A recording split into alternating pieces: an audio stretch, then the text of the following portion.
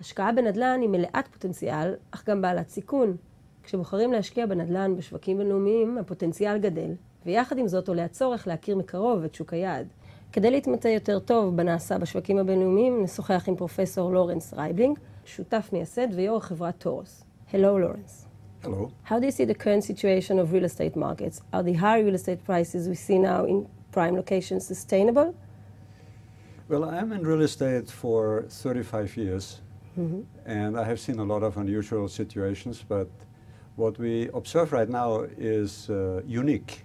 It has never happened before, because we have three factors that are very unusual. First, we have very low interest rates, we have low cap rates, and we have no inflation.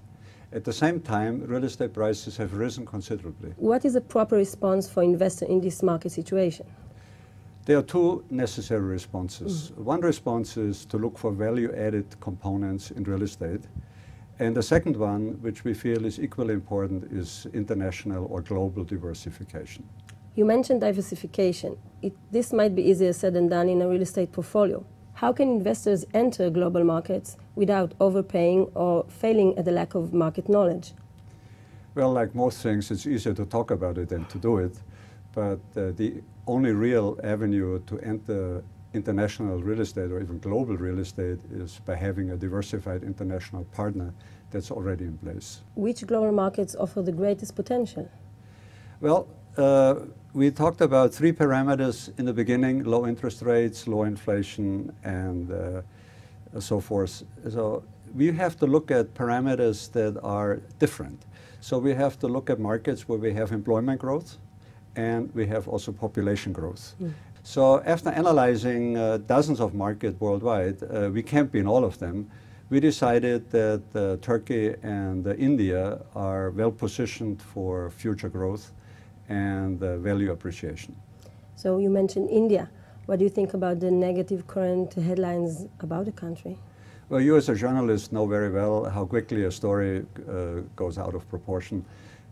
In India, there are 1.2 billion people, probably more. And on a per capita basis, if you look at those problems per capita, they're really not that much different than in Israel or in the United States or in Germany.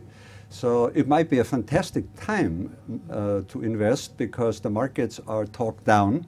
And I think Mr. Rothschild said that this is the time to buy when everybody talks negatively about a stock. The same is in real estate.